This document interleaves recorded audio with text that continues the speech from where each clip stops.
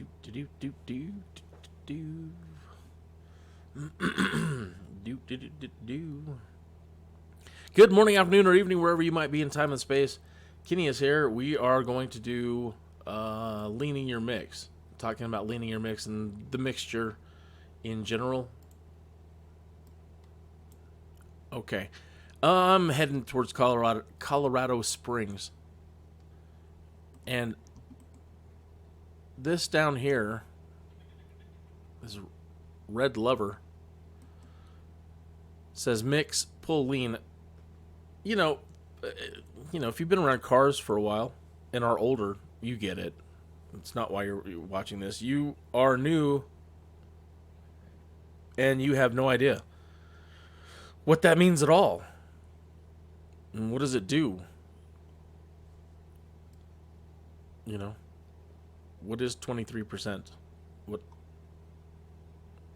If you're going through your checklists, then you'll learn a little bit about it. But in a nutshell, it is the gas to air ratio mixture in the engine. But this is a noob flights video, so basically it's how much gas you're letting into your engine.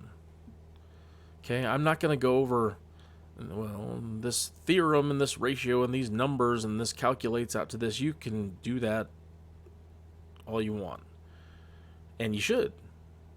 But this is just kind of, hey, overview. So, yeah. Now, if you're flying above sea level, and I live up here in Colorado, normally when you take off, this thing's that I have to unpause for this to work, I believe. I don't know why it's not going in. Am I hitting the wrong button? Probably. There we go. Yeah. Okay. So, you actually hear the engine kind of lessen there at 100%. So we've got full fuel flow going into the engine, but let me turn up the engine a little bit. But the engine kind of died a little bit. It died inside a little.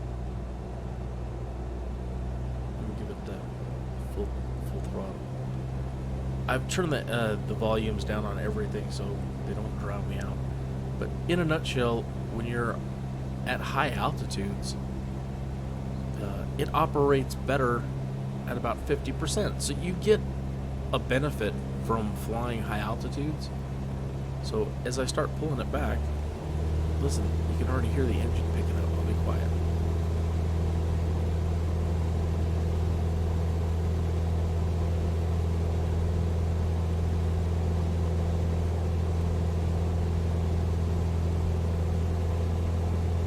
So the computer, by default,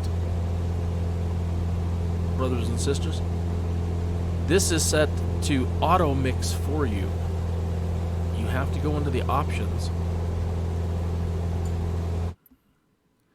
under assistance,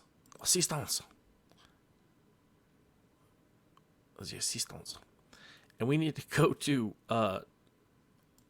it's one of these aircraft systems, auto mixture. If you don't want to mess with it, hey, I understand. But I think it's fun. I think, and I'll show you in a minute. The whole idea is, if you watch this, we're looking for videos and you saw this, hey, save fuel. That's why you want to play with this. The computer will set it to optimum. But once you're in the air, you can play around all you want, and you should, because, hey, if you're going for a long distance flight, and you're not in a hurry, you can save a lot of fuel. It's fun giving yourself a limited amount of fuel and flying around an airport.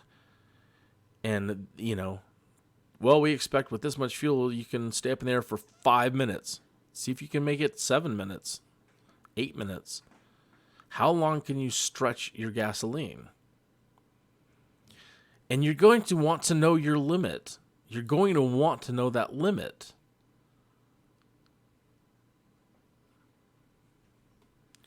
At some point, even in the simulator on some of your flight plans, you may have you're doing your best. I should be able to get here and here and here before I have to refuel. Well, sometimes you don't actually make it there, and you've got to rely on your knowledge. Well, okay, I can stretch the gas. I know how to lean for this section right here and stretch it out. You'll find yourself in some situations. Okay, you turn off unlimited fuel. That's just me. Aircraft lights. If you're learning the systems, hey, keep them on until you really understand it. I've got actually this set to on for right now. Gyro drift, I just leave it there. Okay, I don't think there's... You'll probably want these navigation aids at some point if they're not on. Like route and waypoints, the taxi ribbon, the landing path. Those are really good when you're starting out. I mean, essential. Thank goodness they're in here. They're fantastic. So make sure those are on if you're new. Okay, let's go back.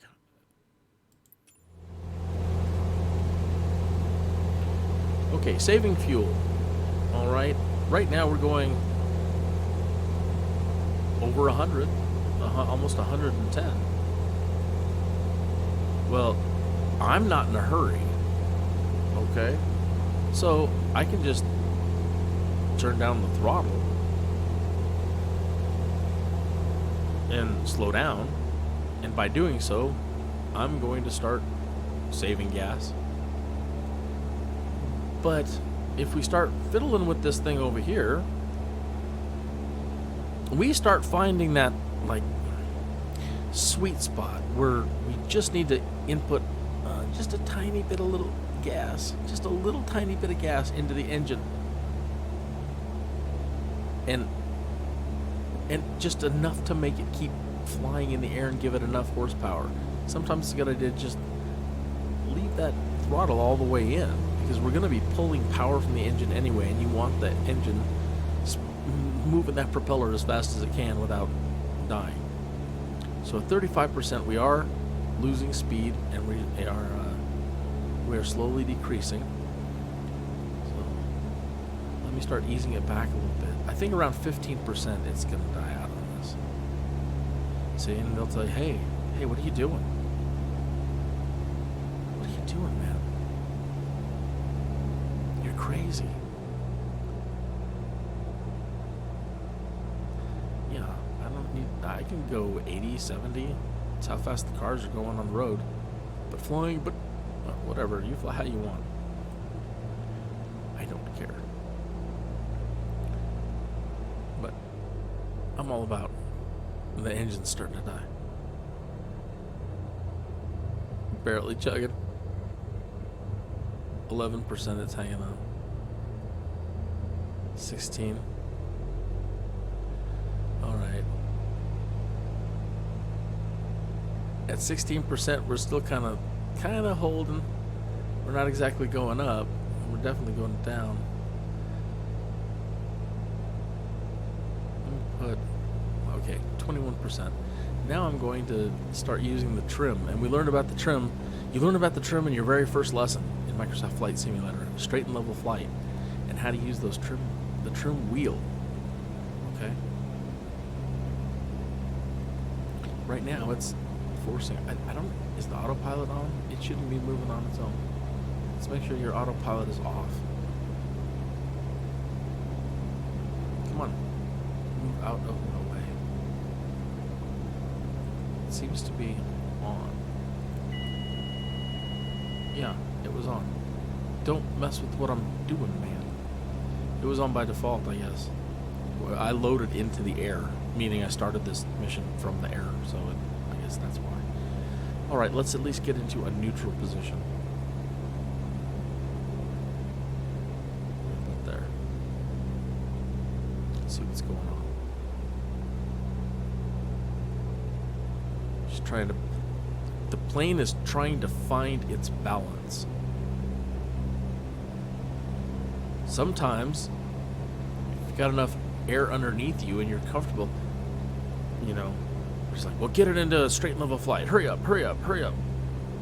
You know, you'll have to help it a little bit, like, you know, just keep it on course a little bit. To the west 5 feet, 1 Sometimes 1 miles northeast. You can, like, Climb and maintain 10,000 find feet. its Expect ILS balance. runway 17 left approach 5 Bravo Romeo Kilo 9er 1 radial 111 DM yard. Cleared to Bravo Romeo Kilo.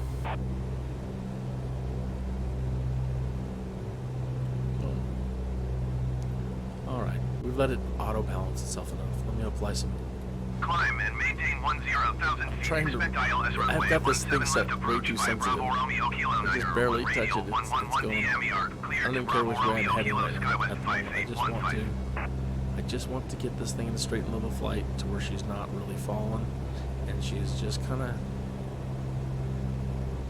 hanging on, you know. Hey, and we're still climbing. I suppose I could try pulling power again. See if we can get this a little bit lower to 16.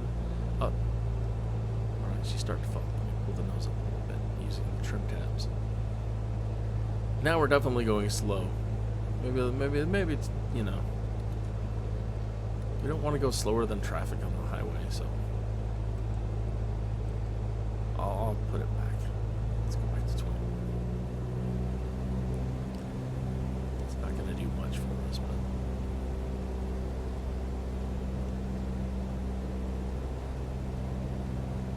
Skywest 5815 climb and maintain 9,800 feet. okay. So she's picking up a little bit of speed. And that's about where everybody's going. As it picks up speed, the nose will also want to go up. Climb and maintain So you will actually 9,800 feet. benefit Skywest from just 5815. another notch down of trim. Just another notch down. I need to get rid of these messages. And I'm sure you can. In where we were in assistance, there's probably a setting right there which will get rid of those messages. Skywest 5815, you are 19er miles. Right now, it's again, she's trying to find her balance. She's jostling between going down and going up. Runway 17 left approach 5 Bravo Romeo Kilo 9er 1 radial 111 DM yard. Cleared to Bravo Romeo Kilo. So try to get her to settle down a little bit. But sometimes again, the best thing to do is Descend just and maintain kind of let 9,800 feet. it Expect figure it ILS out. But runway now I'm 17 noticing a left tendency approach for it 5 to want Bravo to fall Romeo more Kilo than 9er rise. 1 radial 111 DM yard. Cleared to Bravo Romeo Kilo. Skywest 5815. Just slightly push the nose down a tiny bit. Come on. Down. Down, baby, down. Tiny bit up. Come on. Let's find our balance. Let's find our balance. Come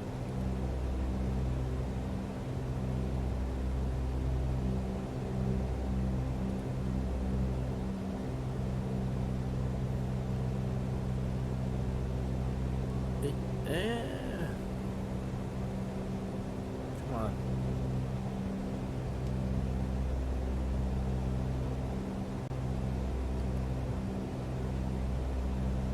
I mean, we're in the ballpark. I mean, just a little bit of movement up and down, that's not so bad. But if we could get perfectly level, that would be very nice. I know you want to drink your Starbucks, and I want you to enjoy your Starbucks as much as possible. I don't want anything to go wrong, so hold on. Don't drink your Starbucks just yet.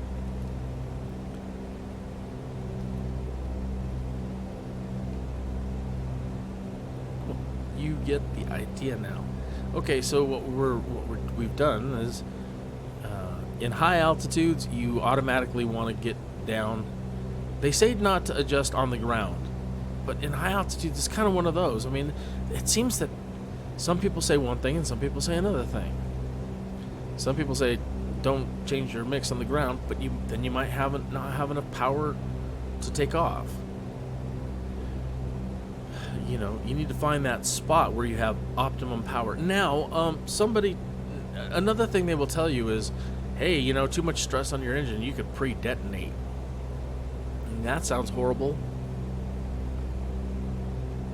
We have learned that, you know, just stressing an engine, maybe, you know, running it too hot, that can cause problems.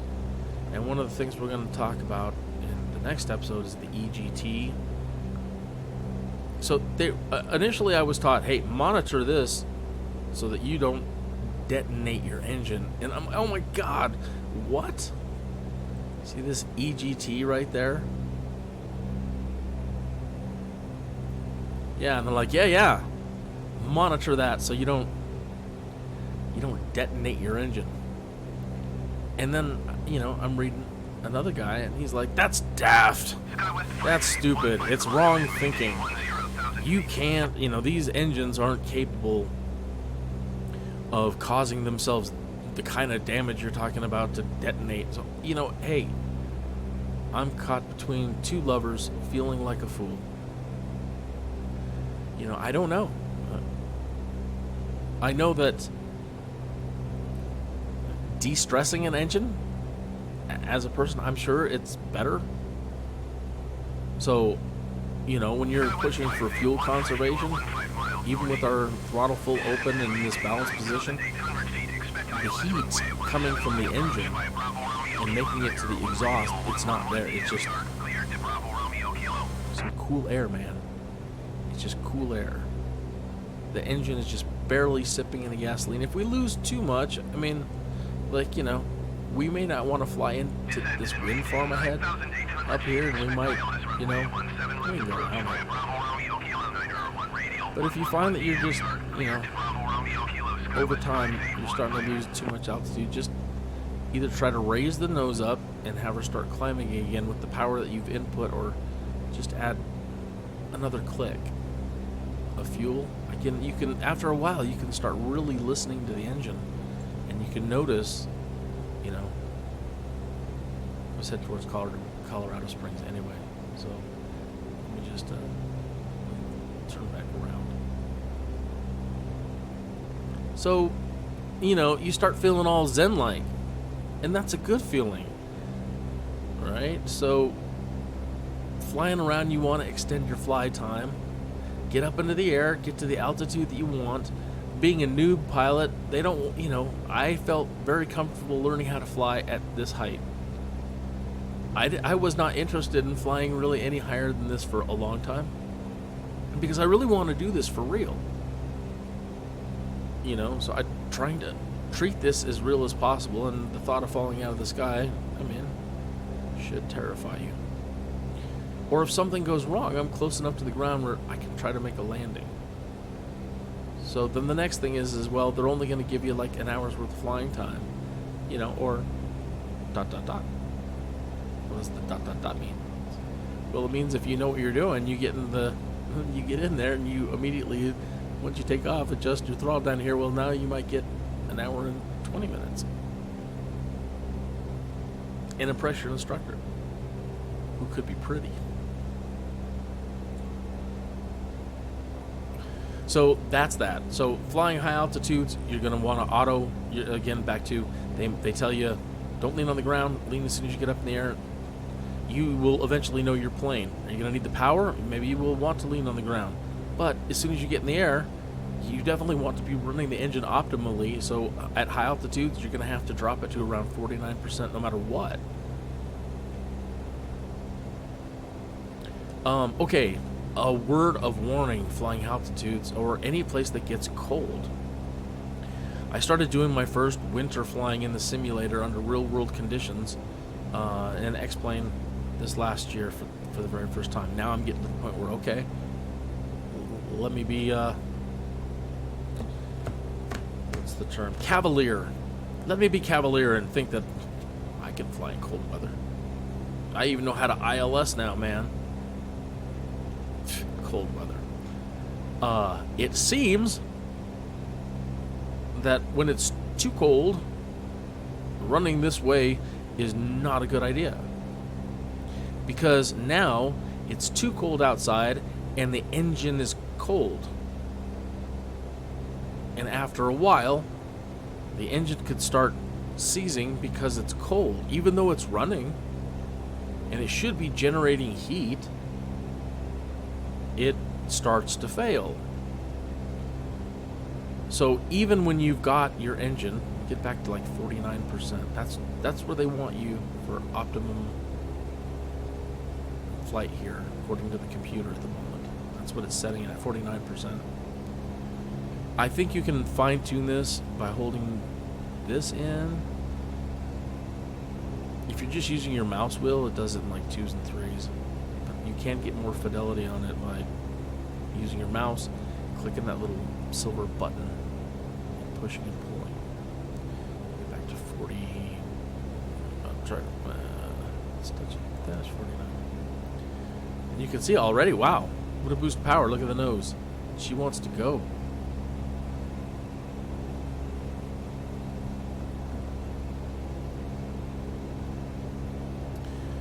Okay.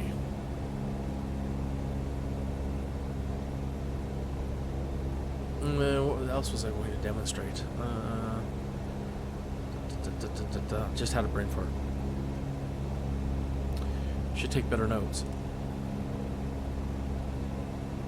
Well, if you want to stick around and wait for me to figure out what I was just going to tell you, then cool. Hey, cheers. I should get another cup of coffee. We're close enough to the end of this one. Yeah, I felt pretty good. I could use a cigarette. I don't think they want you to talk about that kind of stuff if you're posting YouTube videos, so I'll try to limit this. I'll open the windows in the airplane.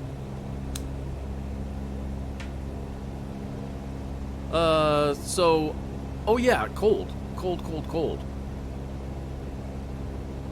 So, flying cold conditions, and I'm flying in the same area. I was just going back and forth between here and Pueblo and Denver. That's really all the space they would let me fly anyway. I was doing this for real, probably not even that far. And I started falling out of the sky. My engine just started losing power. And so I had to continually screw with this to try to make the engine as hot as possible. So normally when you're doing this, let me find the EGT. I wish they would put the EGT right next to this. They need to put this right next to this and kind of right next to this so you can see what's going on. You have to pull your vision out. Okay, so full throttle. And watch the EGT's not working. At 50%, we should get a high reading.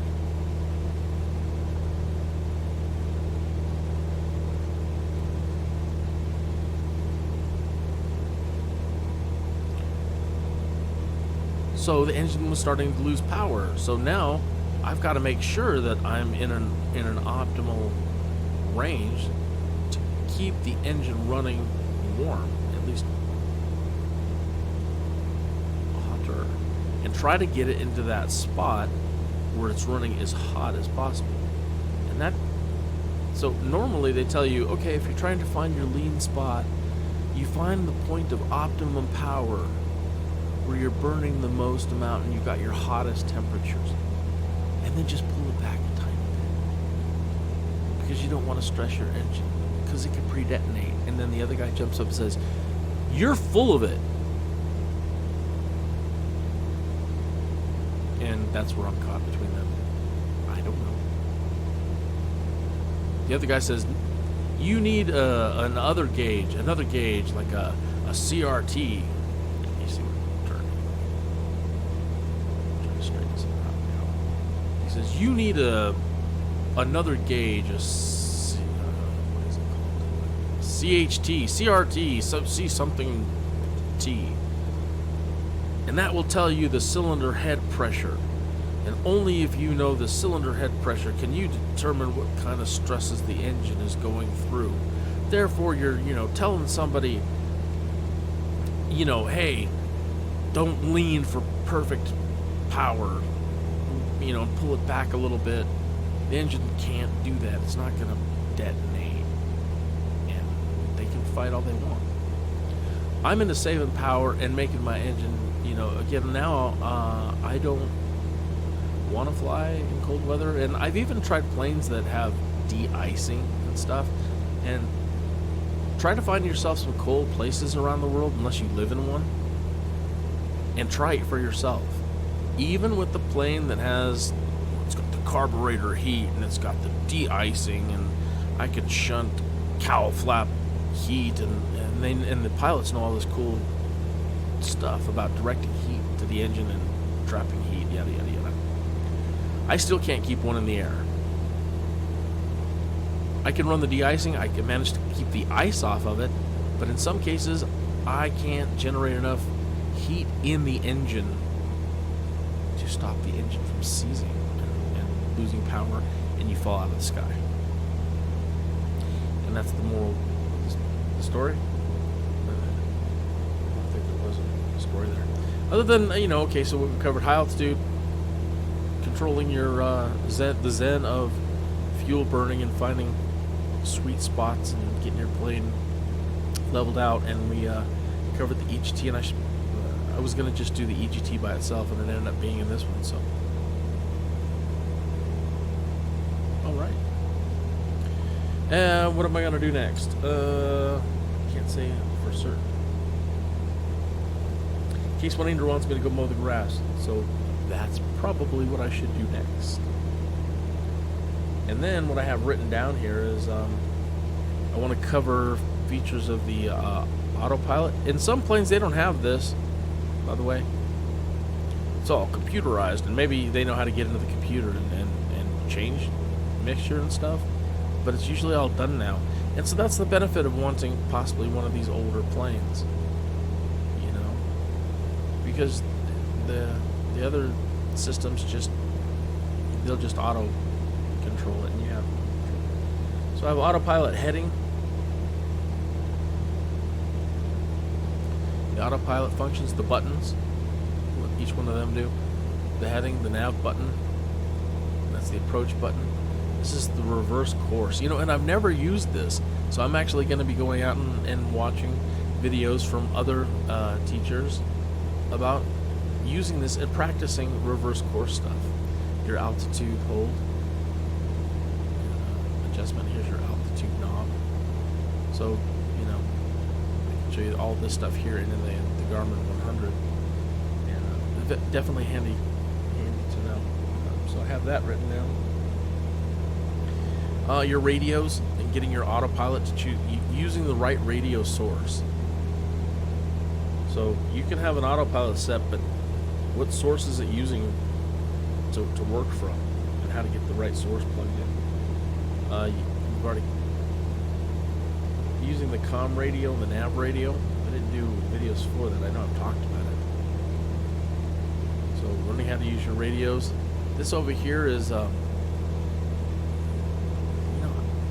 want to say it's distant measuring equipment, but I was in a point where they were, with all this stuff where they're training of the new stuff, but I've never really used it too much, because even these will show you distances and stuff, and so you start relying less and less, and that's my case. But basically, this information here can be this information down here for distance measuring. It's called the ADF. What else? You probably will never use any of this. These are fuses. In a real world plane, yeah.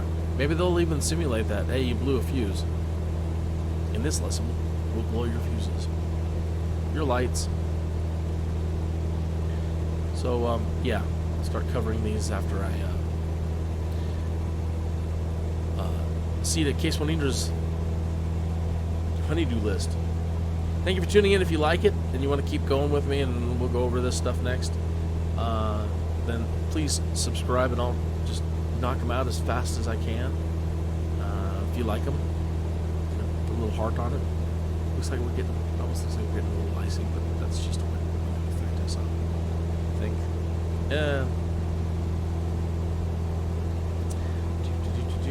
Like and subscribe, yeah. Okay.